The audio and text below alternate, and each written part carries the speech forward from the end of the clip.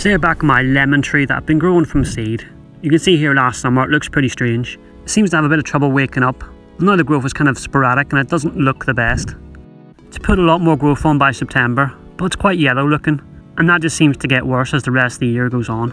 Of course at this point it will be slowing down for winter, as I start to lower the light levels. But this is an evergreen, so it shouldn't really be yellow at any point.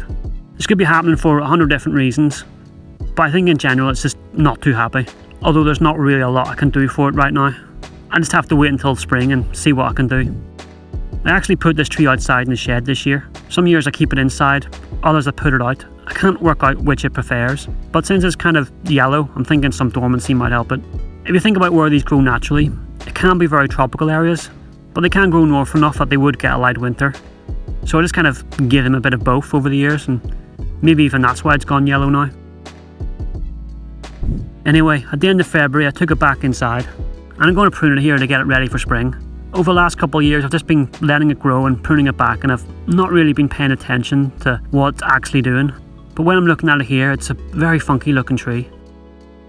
So I'm going to get semi-drastic, which really means I'm going to remove some branches that are going in weird directions. But I didn't want to remove everything that I wanted to. I'm not quite sure how healthy this tree is. The yellow leaves are worrying me a bit. I don't really want to cut everything off just to find out it doesn't grow back. So I'm being a little cautious, but that does mean I'll end up with an even weirder looking tree at the end of this. But once it gets healthy again, I can come back and hack some more of it off.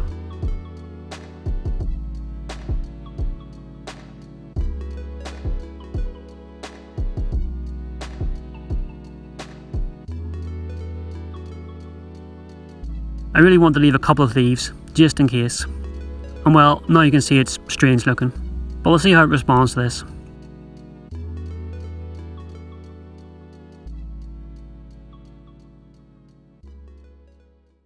In March there are some new buds.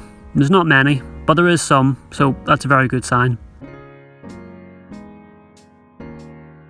You can't really see them from here, as they're tiny, so let me zoom in. So now is going to be the perfect time to repot. I have a feeling the small pot may be a cause of the yellow leaves. I think everything might be a little too tight in there. Look at how long the moss is, it's crazy. I'm just pruning it here because, well, I've been looking at it for months and I just really want to do that. I'm actually going to remove it in a second, but I just had to do that.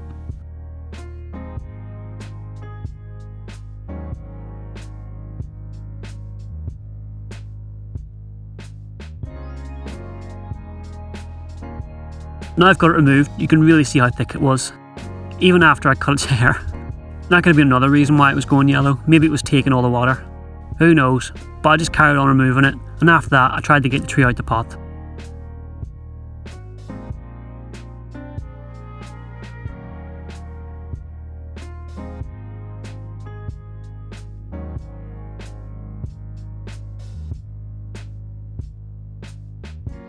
You'll see it's really jammed in there. Raking the soil and using a knife pretty much does nothing.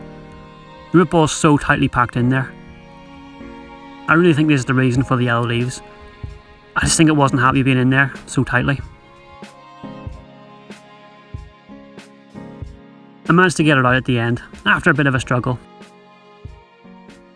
And it really is a solid block. It's kind of hard to get a good angle here as the light is in the wrong position, but I think you can kind of tell it's jam-packed with roots.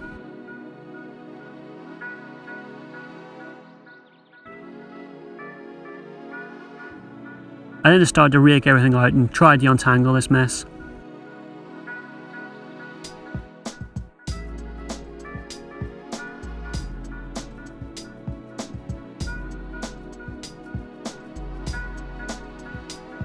After a while I was left with this. A lot of the roots ended up getting damaged when I was raking, so the root ball looks a lot smaller now, but you can still see there's one or two super long roots. I'm sure you've also probably noticed that there's two pots here. The blue one that was in, and this brown plastic one that I'm now going to use. I really think it needs more space, and this is the best I can do. I actually had to kick a tree out of the grow tent to make room for this slightly larger pot. I think the lack of pot space was making it struggle, so we'll see how this larger one helps. You can see it should have a lot more space now, even if it is still quite a small pot. Anyway, after I pruned up the roots, I was left with this, which you'll see just about fits in the blue pot. So it could have gone back in there, but I think it would have been too tight. I think it would have just ended up in trouble. And then you can see in the new pot, it should have plenty of space. I then just pot it up and hopefully it likes its new home. It's probably going to have the opposite problem now and have too much space. So I'll have to be careful of watering for a while until it settles in.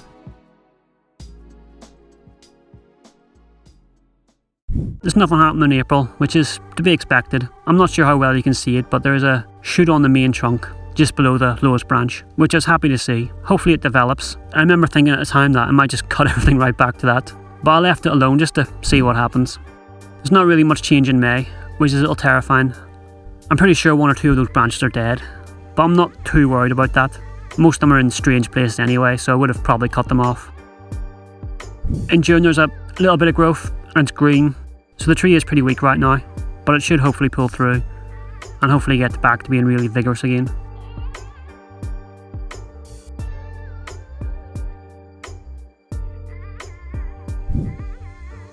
And here we are now, where it's still not great, but there is certainly a lot more green than before, so I'll take that as a good sign, and hopefully everything's going to be alright.